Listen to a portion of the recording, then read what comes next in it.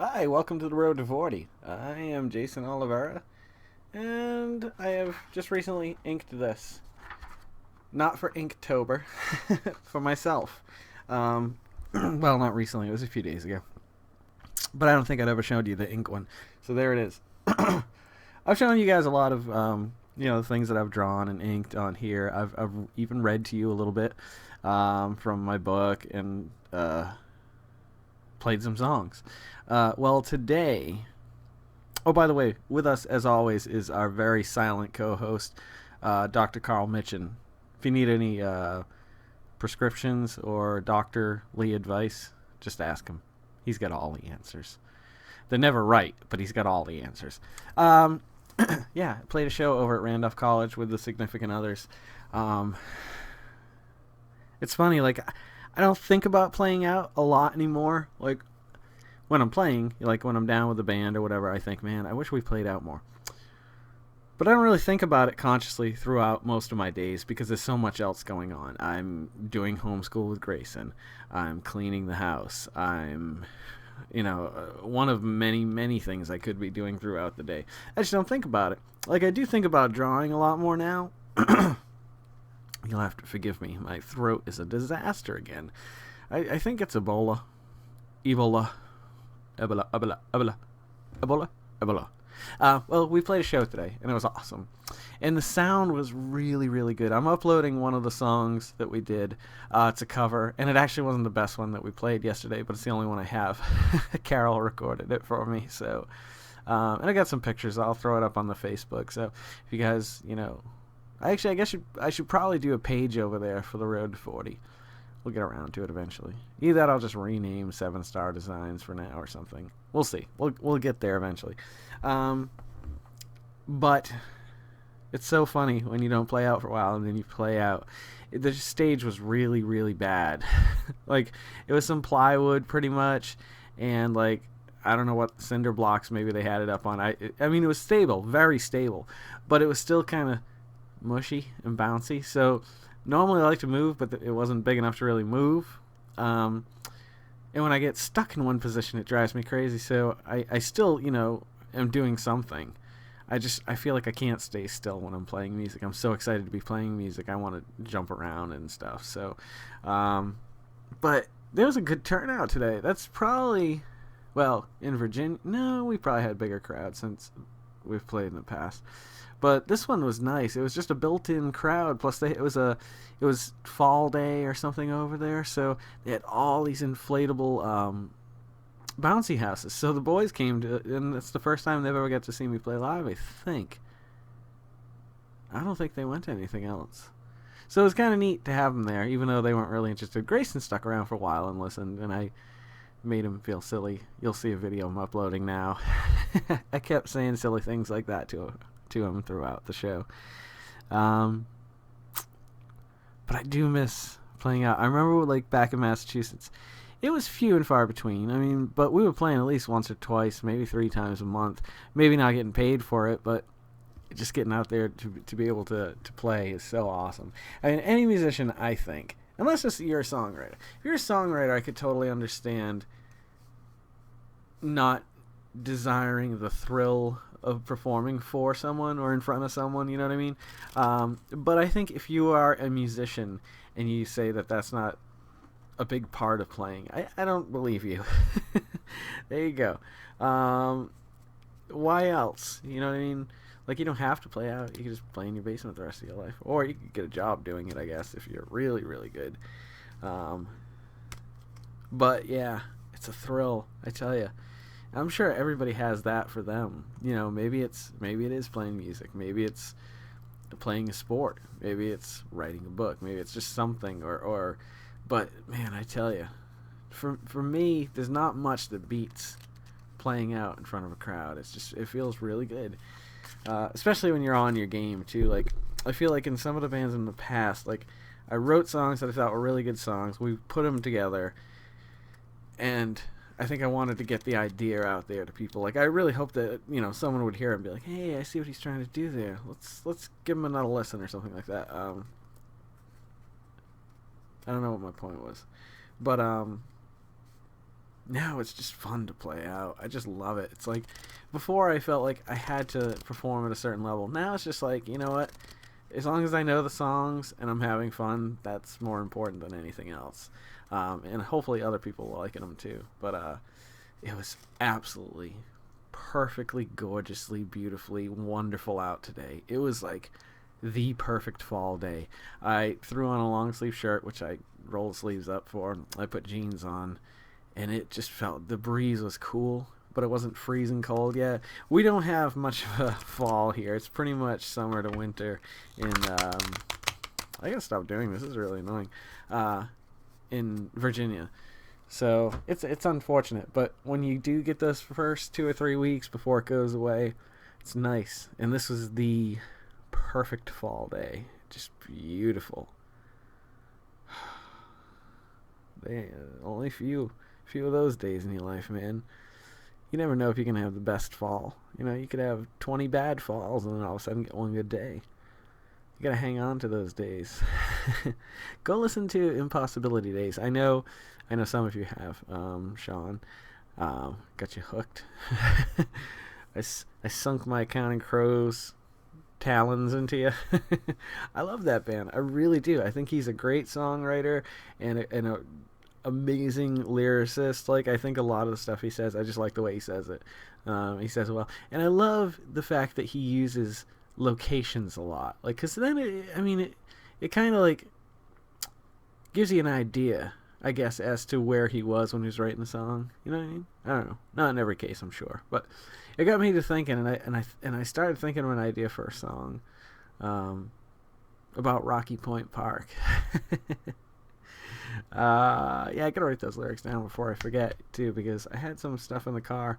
I should have just put it on my phone, but I was too lazy. See, jeans, the jeans I was comfortably wearing last year, yeah, they're tight this year. That's bad. That means things have to change, because last year they felt really good, and I still felt like I was just filthy, disgustingly overweight last year. So I guess this year I'm even worse. Nice little depressing way to end this video. Yeah, I don't got much tonight. I do have one other thing I want to say. I didn't play last night. I had D&D. I had some friends over, and for whatever reason, we ended up staying up till about 4 in the morning. 4 in the morning. I knew. Well, the game went to like 2:30. We usually wrap our games around midnight here, but everybody was into it. I think I was the only one that just knew that, 7:30 was going to come really early, because we had to go over the set this morning because we hadn't practiced it with Foz in a while. So we went over the set once, put an order to it, and then we went and we went our separate ways for a little while, and then we met back up right before we went on. They were there longer, but I had to go home for a little while. I was just so tired. I haven't been up to 4 in the morning, and this is completely 100% honest. I can't think. I mean, it would have to be back when Gwen was like a baby, 2, 3 at most. Like, and that was stupid back then too, because I knew I had to take care of a little kid. But now, oh wow, man, I will say this. I was tired this morning. Getting up was bloody murder. I took a shower. That even made it worse, actually. You would think it might be the opposite, but it was so warm and I was so tired. I just threw a few towels on it. I just lay down on a mattress, and I set my alarm on my phone like for 15 minutes just to make sure, because I was like, I cannot be late because this is kind of important. But after I got over that, I went to go play. When I got home, I was very tired again for a little while. Then, like I said, I went upstairs and I just laid down again, only for about 20 minutes or a half hour, but it was enough. And then I got clothes on and headed on over to Randolph College for Wormstock. And it was good. I felt bad that I didn't get to see the other bands. I hate not being there for the other bands, but I knew the rest of the band was going to be there. But I just knew I had to catch up on some rest somewhere, or I was literally going to crash and burn at some point. I probably will before the night's over, but nonetheless, it was a good day. It was a good last night. I'm glad everything ended the way it did. with everyone healthy and happy and safe, and that's good. So thank you guys for always coming back. If you're loving these like I'm loving making them, please subscribe and pass them along to anybody you know through your social networks, your Facebooks and your Instagrams and your Twitters. Your fucking Twitters. Yeah, if you want to check out that video, let me know what you thought about it. It was just a cover of, it's not a Counting Crow song, but the Counting Crows covered it from somebody else, Meet on the Ledge. So that's going up there. I don't know if I'm going to put that on Facebook or not. Don't forget to make somebody smile. I got to say that to an entire crowd of people today. We were at the end of one song. I'm a gabber. I love, if there's a microphone in front of me and a crowd there, I don't feel any more comfortable. I mean, less comfortable. Like, I feel so comfortable in front of a crowd and talking to people.